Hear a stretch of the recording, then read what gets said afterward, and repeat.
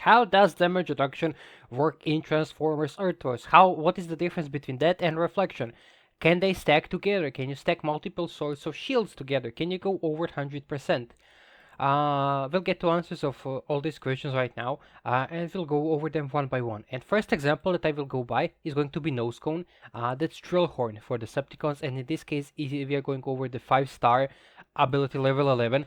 And okay, so let's go over it one by one. So first thing that you get for 12 seconds is 80% damage absorption. So that's straight up damage reduction. You receive 80% less damage, and straightforward, very simple. And that lasts for 12 seconds in this case. Now, you're also reflecting 40% of damage for 20 seconds. So how does it work? Does it add up? Is it 120% or is it 100% or whatever? Short answer is no, because the way that damage reflections and reductions works from abilities is they are multiplicative, not additive. Now, what does that mean? So the first thing that is applied is the damage reduction, and it lasts for 12 seconds, right? So during that period of time, during those first 12 seconds, you will receive only 20% of the damage, and that 20% of the remaining damage that you receive, it is reduced by 40% more from the reflect. So out of that 20% that you receive, 40% you reflect back to your enemies, and you receive only remaining 60% from this. So now, this may seem a little bit confusing, so that's why I have help of ChatGPT over here to kind of explain how is it all going. Basically, yeah, you have the first ghost damage reduction of 80%, and again, you receive 20% of incoming damage. Okay, um, now when you apply the reflect on top of this damage reduction, so for the first 12 seconds, that means Nosecone only takes 12% of the original damage, because both are applied multiplicatively, not additively. So in this case, his final damage reduction is 88% with both shield and damage reflection. Now, another thing to go over here is once the damage absorption or the reduction, whatever you want to call it, the shield, once it is down, for next 8 seconds you will have the reflection. So now in this case, reflection is only thing that is applied. That means you will reduce all incoming damage by 40% straight up, because there is nothing else covering the damage. And in that case, for those remaining 8 seconds, it's straight up damage reflection. Out of 100% damage that you receive, you reflect 40% back to attackers, and you only receive 60%. Again, yeah, it may be a bit confusing, but let's get to a couple other examples to explain more what I mean. Let's get over to Beachcomber. Again, that's Deluge for Decepticons, and get over the 5-star ability level 11. And let's get over to the power core first, because he has a power core that gives him permanent damage reflection of 30%, which is huge. And for example, on mine, I have Jays. Now that is Barrow. For Decepticons, it's Shield. And this blocks damage, that's damage reduction. In this case, the value is 18%. And in this case, Power Core and Combat are actually additive in this regard. So you end up having 48% damage reflection at all times in this case. So that's why another reason why Beachcomber and Deluge are so hard to kill.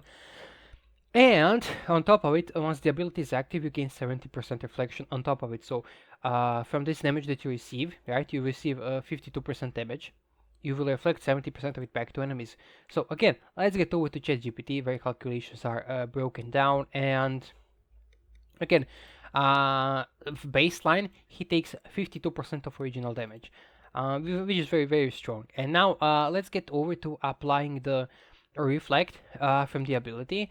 When reflect is applied on top of it all, this means Beachcomber only takes 15.6% of original damage, which amps up his damage reduction in total with reflect and everything to 84.4%. So yeah, it's a significant difference, but even without his ability, he's absurdly tanky, as you can see from everything. But yeah, I hope this kind of cleared things up. And now let's get over to Trailbreaker as well. Let me just get a second here to find him. Okay, so at ability level 11, he reflects 32% of damage back to attackers. Okay, and now let's pretend that I have J's equipped on him and with these values. Okay, so how how does that work? Okay, again, let's get over to um, everything here, and so he has permanent damage reduction of 18% from the combat, right? This means he takes 82% of original damage. Okay, pretty straightforward. And the 32% reflect that is applied from his ability, it means he takes only 55.76% of original damage.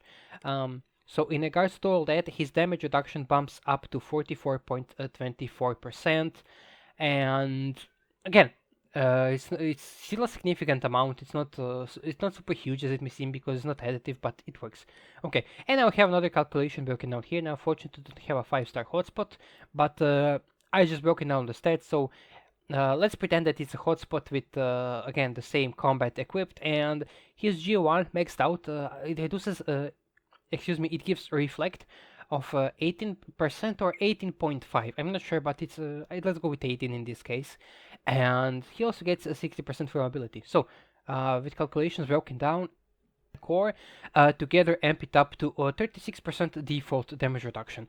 Again, with shield and reflect applied together, and that means he takes only 64% of original damage. So, but when his ability is active, when he gets the additional 60% reflect, the final answer is that his damage reduction bumps up to 74.5%, and means he only takes 25.6% of the remaining damage.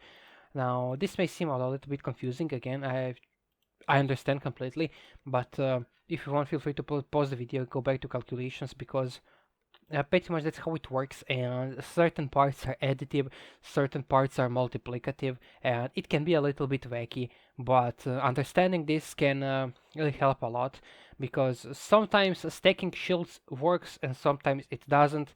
For example, let me go over Grimlock, that's Razor Claw for Decepticons.